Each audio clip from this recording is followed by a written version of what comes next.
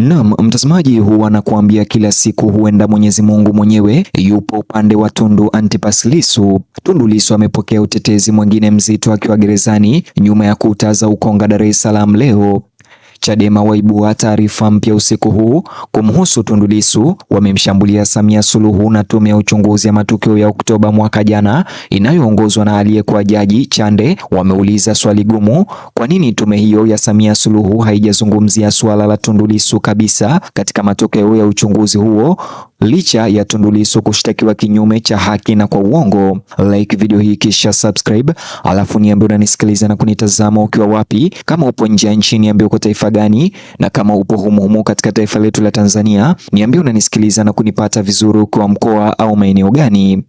Tundu Lissu kwa mara nyingine tena amekuwa kitovu cha dhoruba ya kisiasa inayozidi kuongezeka Tanzania, na usiku wa leo wimbi jipya la mvutano linazidi kuibuka baada ya Chadema kufichua wasiwasi mpya ambao tayari unatikisa gumzo kote Tanzania. Sababu wakati wengi walidhani mjadala wa kuzuiliwa kwake unapungua au kufifia, maendeleo haya ya hivi sasa yanaonyesha kinyume na hicho, na inakuwa na haraka. Kinachofanya wakati huu kuwa mkali zaidi ni kwamba Lissu akiwa bado gerezani nyuma ya kuta za Ukonga, Dar es Salaam, sasa amepata safu nyingine ya ulinzi wa kisiasa na utetezi, si tu kutoka kwa chama chake cha Chadema, bali kutokana na maelezo mapana ambayo yanaanza kuhoji taasisi zenyewe.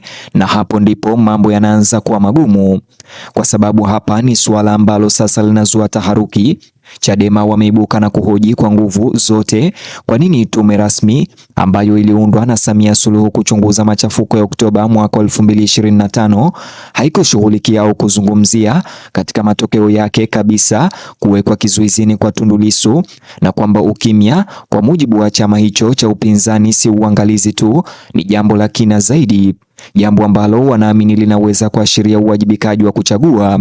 Na swali hilo lilipoulizwa, kila kitu kilibadilika, kwa sababu sasa lengo sio tu kuhusu Lissu kama mtu binafsi, ni juu ya uaminifu wa mchakato uliokusudiwa kuchunguza haki na utulivu wa kitaifa. Sasa fikiria mtazamaji hili kwa makini. Tume ya Kitaifa ya Jaji Chande iliyopewa jukumu la kuchunguza machafuko ya vurugu ya mwaka jana na masuala ya utawala inatoa matokeo, lakini haishughulikii moja kwa moja kizuizi cha juu zaidi kinachoenea sana Tanzania cha kisiasa nchini, na mara moja pengo hilo linakuwa hadithi na simulizi kubwa. Chadema inasema walitarajia tume hiyo kutoa mwanga kuhusu masuala yote makubwa ya haki yaliyotokea mwaka jana yanayohusiana na machafuko hayo ya uchaguzi, na kwa maoni yao Chadema kukamatwa kwa Tundu Lissu na kuendelea kuwekwa kizuizini si jambo dogo, ni kiini cha hali ya kisiasa inayozunguka matukio hayo ya mwaka jana. Na hapo ndipo simulizi inapoanza kugawanyika katika mielekeo miwili yenye nguvu. Upande mmoja kuna mchakato rasmi, tume, uchunguzi uliopangwa, mfumo wa kisheria, na kwa upande mwingine kuna mtazamo wa kisiasa, matarajio ya umma na mahitaji ya kile ambacho watu wanakiona kuwa haki kamili. Pande hizi mbili zisipopatana, mvutano hauepukiki, na hilo ndilo hasa tunaloliona likitokea leo.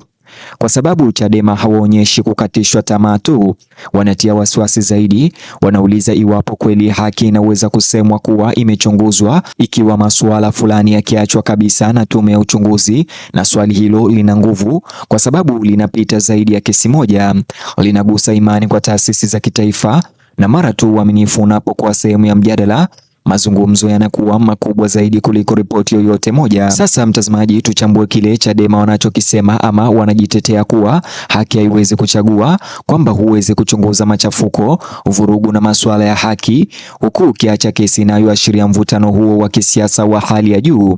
Na kwa kufanya hivi hawamtetei tu Tundu Lissu pekee, bali inaonekana wanamweka kama ishara ndani ya mapambano makubwa zaidi ya kidemokrasia na uwajibikaji nchini.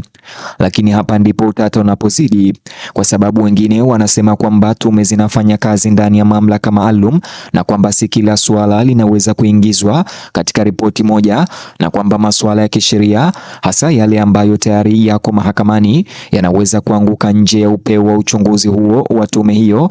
Na hapa ndipo mgongano unakuwa wa kiufundi sana, lakini wenye hisia sana kwa wakati mmoja, sababu upande mmoja unaona kutokuwepo kwa suala hili la Tundu Lissu katika matokeo ya uchunguzi wanaiona kama dhuluma, wakati mwingine unaweza kuona kama kizuizi cha utaratibu.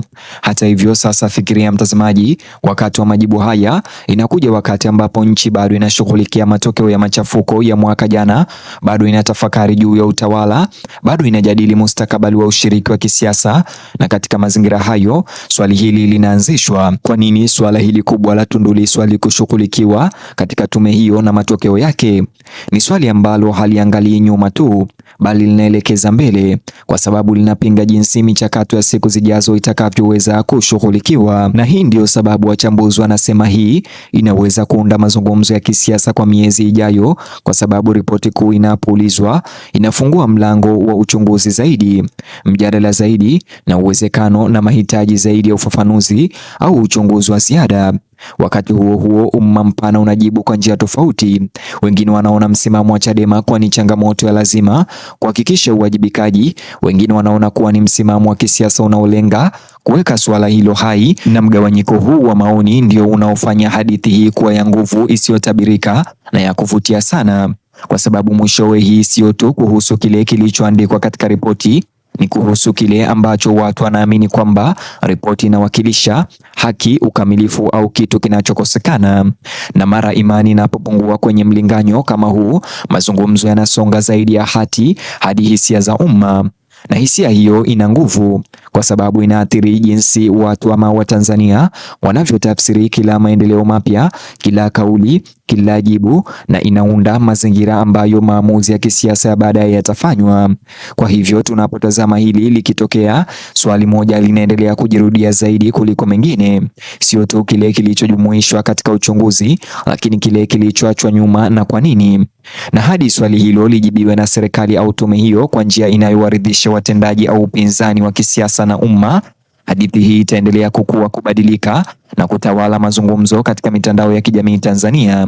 Kwa sababu hii sio tu kuhusu Tundu Lissu, kama nilivyokuambia awali, ni kuhusu jinsi haki inavyoonekana Tanzania, jinsi taasisi zinavyoaminika, na jinsi simulizi au taarifa zinavyojengwa katika mazingira ya kisiasa nchini.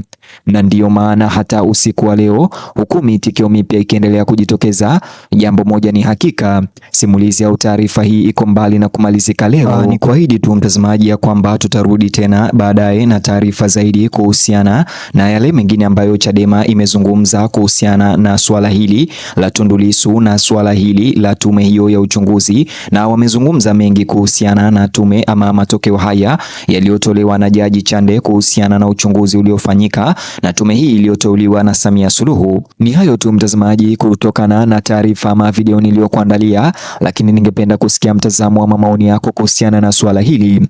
Je, unaunga mkono Chadema kuhoji tume ya Jaji Chande na Samia Suluhu kwa nini katika matokeo yake ya uchunguzi wa Oktoba mwaka uliopita haijamtaja Tundu Lissu au kuongelea swala la Tundu Lissu? Na kuachia uwanja huu wa maoni, unijuze mtazamo au maoni yako, like video hii, subscribe, alafu gusa kiboksi hicho kwenye screen yako kwa taarifa zaidi.